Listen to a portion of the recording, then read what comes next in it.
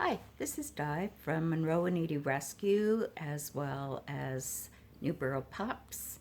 I have Edie behind me. I have Ace, who is here on at summer camp. I have Elliot beside me here. And you might hear echo, and she's behind the couch. One of the things that I'd really like to talk about is nursing, being a registered nurse and having PTSD, having depression and anxiety. A lot of times, depression and anxiety go together. Now, as a registered nurse, I'm not supposed to have any kind of mental health issues at all because registered nurses do not have mental health issues.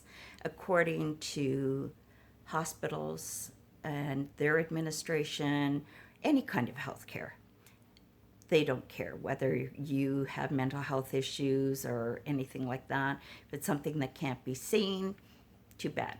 They do treat their patients with mental health issues, but employees do not have mental health issues because it is ignored. Now, one of the things that reason I'm recording today is because I was listening to a podcast and it is called, I wrote it down, it's called The Turning and the Sisters Who Left. And it's about Mother Teresa having or being the founder of Missionaries of Charity. And they were talking to some ex-nuns that were in the order and how controlled their lives were and how they would punish themselves and be on their knees, that you couldn't even have your own toothbrush. You had to give up everything. And since I do have PTSD, there are certain triggers that will trigger it. But to me, I want to know the suffering of others. I want to know how people are and how people are feeling, because to me that is the most important thing, is compassion, love, understanding, being non-judgmental. But listening to this podcast, one thing that it triggered was nightmares.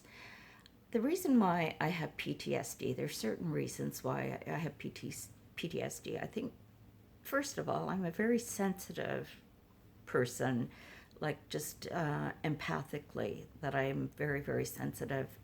Negative energy really affects me big time. So, one of the things, when I was growing up, my father was extremely controlling. There wasn't much that you could do except rebel, and I rebelled a lot. I think because I was so rebellious that my mom had a hard time dealing with me being rebellious and dealing with my father, who was extremely controlling. He's military, and I don't know if it has anything to do with the military. I think he felt comfortable in that because it was all order, and he needed to have order in his house. You had no opinion. If you had an opinion, he'd shoot you down. Now, one of the things, the job that I was last in at the clinic, one of the owners of the clinic was very much like that. You had no opinion. You had no mental health issues. It's like, you do as I say, period. We don't want this to be a happy working environment, just like Mother Teresa. We don't want this to be a happy working environment. We want you to suffer. And that's how I felt when I was working at this clinic. You had one manager that you couldn't confront her at all. It's like she hated confrontation. Then you had another manager that was like, no, no, no, no, no, no. I don't care what your opinion is. Your opinion means nothing. If you want to improve this workplace for you, your co-workers, our reception staff, and our patients, it doesn't matter because you don't matter.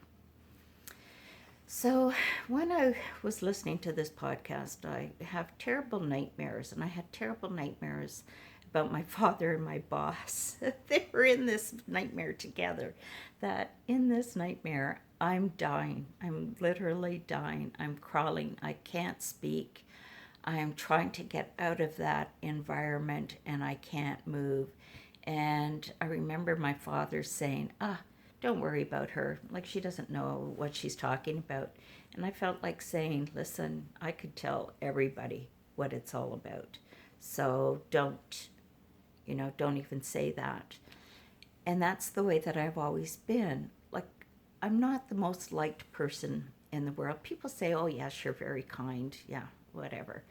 But they don't really get me. My nursing co-workers, like, how do you deal with somebody who speaks up all the time and fights and just to make change? Because people are so afraid of change that they'd rather have it the same, even though it's really, really, really bad working conditions. Your life is a bad condition. You don't want to change that. And I don't understand that. I don't understand why somebody does not want to change something to make it better, to be happy. In the podcast, the nuns weren't happy. They aren't happy, but they still comply with the rules and everything. I don't know. Like, I don't understand that. And I listen to these people will say, oh, why are you listening to these but to me, I want to know about the suffering of others. I want to know about the suffering of animals, of people, of wars, because it just gives me a better understanding. I was talking about PTSD. So my family environment created PTSD. I moved to Montreal after finishing my nursing diploma. I was mugged. Wasn't hurt, just shaken up. He didn't steal anything. I had $2 and a book in my bag, in my uniform, to go and work in the case room at the Royal Vic. And then when you're working critical care, that a lot of times you'll have a cardiac arrest. You'll have people that are really ill. You grow attached to some people and they die. They die suddenly. There's one time that there was a younger woman, and I had her. We worked 12-hour shifts in the Heart Institute, and I had a younger woman, and I had her, say, on a Monday, and then I came back on the Tuesday.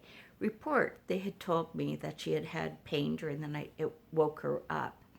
Now, one of the things, if somebody has a cardiac disease, they wake up with chest discomfort.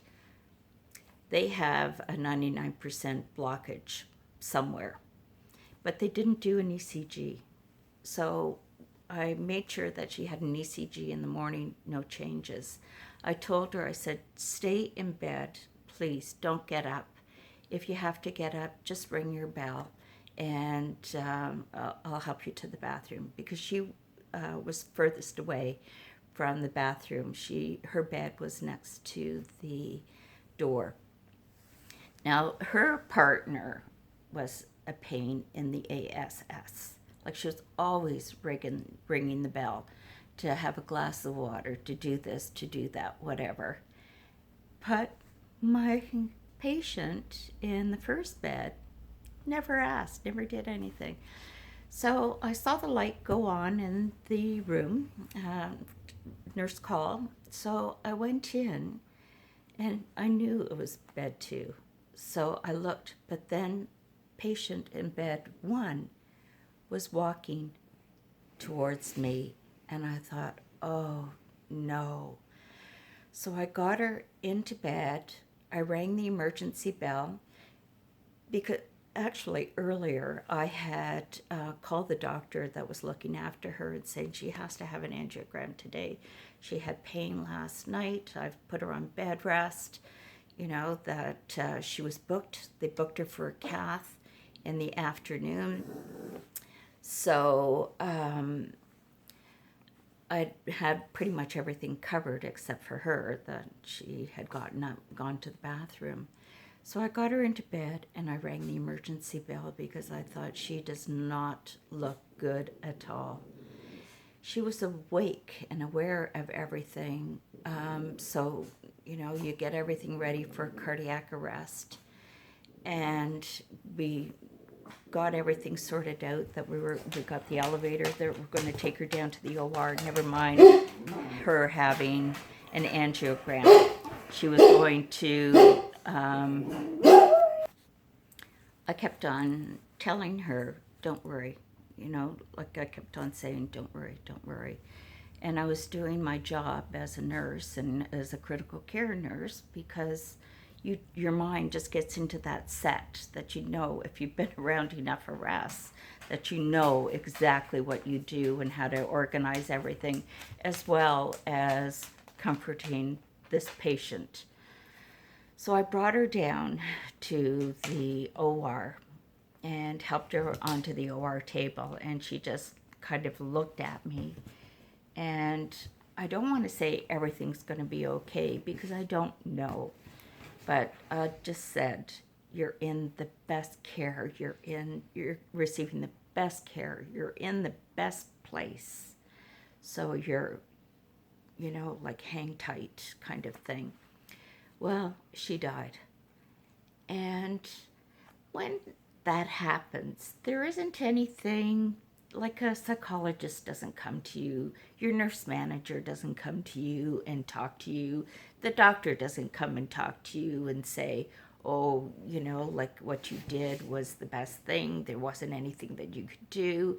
You have to do this all yourself. And I think when you go through enough of this, that it creates a traumatic episode in your life. And I still have dreams that I am working nights, which I found with depression I couldn't do. That was one of the reasons why I left my job at the hospital. Because since I didn't have any mental health issues, that they weren't going to give me another job in nursing. They wanted me to be a ward clerk. They wanted me to answer phones, type on the computer. They didn't want me to be a nurse anymore. So that's very difficult. They, instead of trying to use your experience and find a place for you, they don't bother. They just say, we want you to be a ward clerk. We want you to be a porter, anything. And of course, if you go down in position, then you don't get the same amount of money. So that's one way that they kind of suppress you. And that's why I say, as a registered nurse, you don't have any mental health issues. I've known nurses that have had drug issues, that they have been booted out. Instead of getting any supportive care, they're just thrown out. And that's what happens in nursing. That it is like, we don't need you. We just want you to be a blank piece of paper. We want you to do as you're told. We don't care if you have good ideas or not, because it doesn't matter to us. We are going to run this place the way we want to. I don't care whether you have happy employees or not. It doesn't matter. At the clinic that I was working at, I don't care if you're unhappy. If you're unhappy, you can go. You can leave. I'll get somebody else to replace you. And that's the mentality of administration in healthcare towards its employees. And it's just very, very frustrating to work in that kind of environment, especially when you can see that there are changes that would be able to make it a better working place. And nobody cares, and that's the same as with this podcast with Mother Teresa. Nobody cared how you could make it better. Like in the podcast, they were saying they would feed people, but they wouldn't teach people how to feed themselves. Like what Jesus was saying, that instead of giving somebody a fish, teach them how to fish. And, it's like these people, it's all about control, control, control. Well, now I don't have to be controlled anymore. And I am the happiest that I've ever been. That it's just that whole weight of that crap, that healthcare crap that is off of my shoulders. And if you're the type of person that doesn't mind change, that wants to make places better, to do things that make your workplace better, then don't go into nursing. And if you have any mental health issues, they do not exist in nursing, which is a pile of crap. You know, like it just irritates me to no end that we're supposed to be a healthcare provider and look after patients that have issues, but your own staff you don't care about. And it's just very frustrating and makes me angry just thinking about it. And then when I listen to this podcast, it's just big trigger, control, control, control. And I just want people to know that don't be afraid of who you are. And if you have to fight to make change, there will be, or there could be, a toll on your mental health. But be who you are. You don't have to please everybody. You don't have to be liked by everybody. There are people that I worked with that never liked me, and I don't care. There are people that I meet that might not like me, and I don't care. If you don't like me, move on. Same with social media. If I don't like what somebody's saying to me, I'm just going to ignore it. And because that is their thought, that is their personality, it's not right. And two, you can't cure stupidity. Anyway, that's my rant, and I just want to say, take care, everyone. Push the like little button, whatever, and you can hit subscribe. Not that it really means anything, and share. And I can still see Edie and Ace together here, and Elliot's here beside me. And the one thing about having dogs is that they help with my anxiety, they help with my PTSD, they help with my depression, and medication also helps with depression. Don't be afraid to take it if your doctor says, take it. So what? You're taking drugs. If it helps, why not? Anyway, take care. Die over and out. Bye.